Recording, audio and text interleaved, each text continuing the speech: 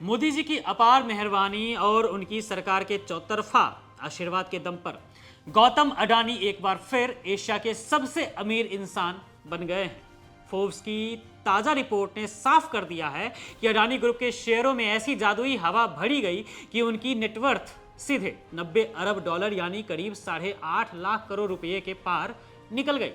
इस जबरदस्त उछाल के साथ अडानी ने रिलायंस के मुकेश अंबानी को भी पीछे छोड़ दिया है। लेकिन भाई, इसमें हैरान होने वाली बात क्या है? जब देश की पूरी मोदी सरकार ही दिन रात अडानी जी की तिजोरी भरने के काम में जुटी हो, तो भला वो अमीर क्यों नहीं बनेंगे?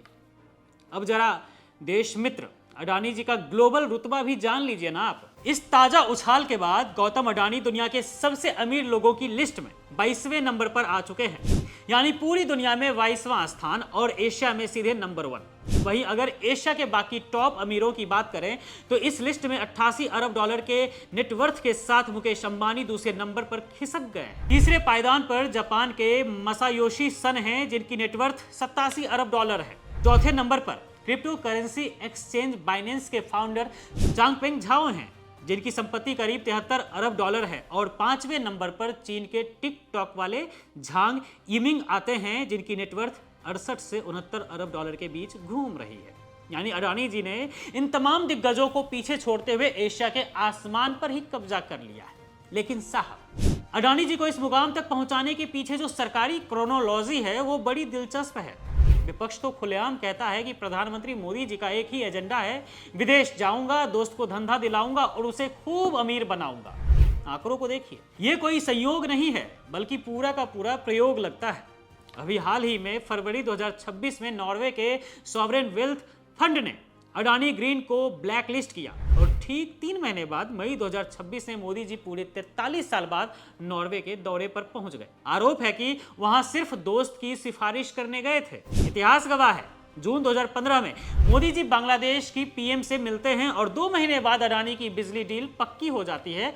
मार्च 2017 में मलेशिया के पीएम से मुलाकात होती है और अगले ही महीने अडानी को वहां मेगा कंटेनर पोर्ट का प्रोजेक्ट मिल जाता है।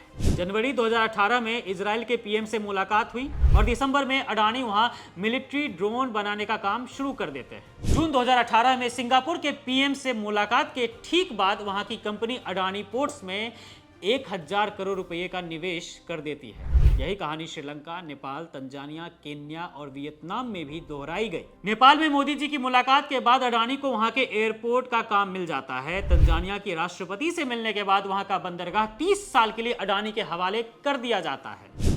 केन्या में तो पूर्व पीएम रेला ओडिंगा ने खुद खुलासा किया था कि मोदी जी ने अडानी के बिजनेस के बारे में उनसे बात की थी।